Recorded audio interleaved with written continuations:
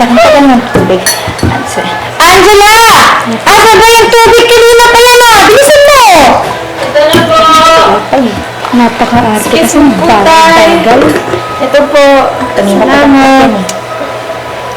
Pag-baby. Sino siya doon? Saan bahay niyo?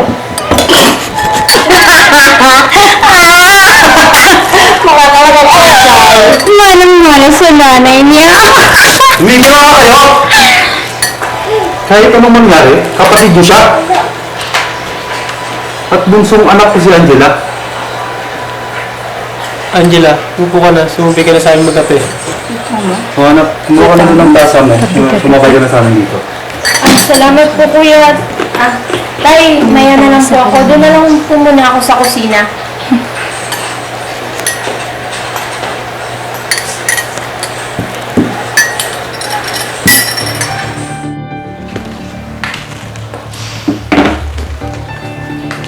Hoy Angela, ikaw napaka-epal mo talaga eh, no?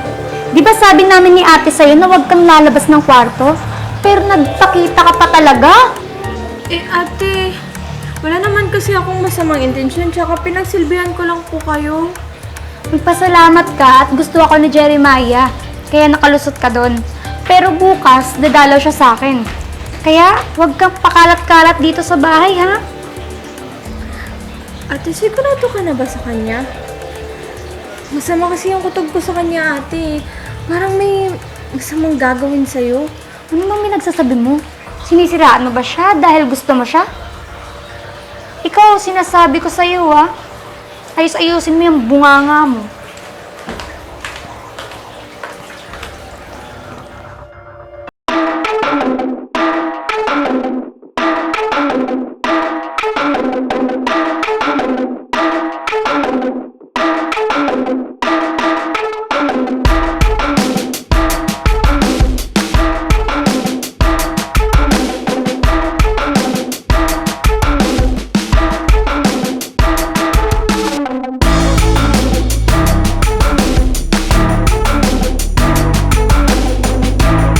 Sa'yo. Pwede. Ano bang pinagsasabi mo? Naku, ligawan mo muna ako, ha? Pakipot ka pa eh. Hindi ka na...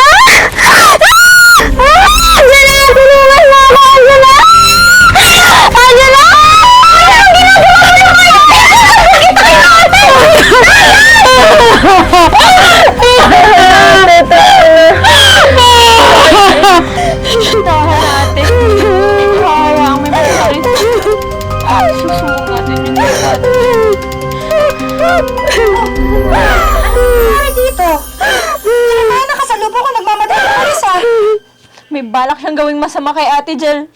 Buti na lang narinig ko siya. Tahan na, ate. Salamat, Angela. Naku, sinasaktan ka namin ng ate. Tinulungan mo maling ako.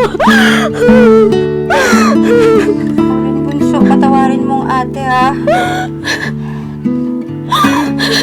Ano naman yun? Ganon din naman talaga yung magkakapatid, di ba? Pinoprotektahan ng isa't isa. Magkapatid man kayo na magkaiba ang nanay o tatay, ang mahalaga, ang protektahan nyo ang isa't isa. Mahalin ang kapatid dahil sa oras ng pangangailangan, nandyan sila handang tumulong sa iyo.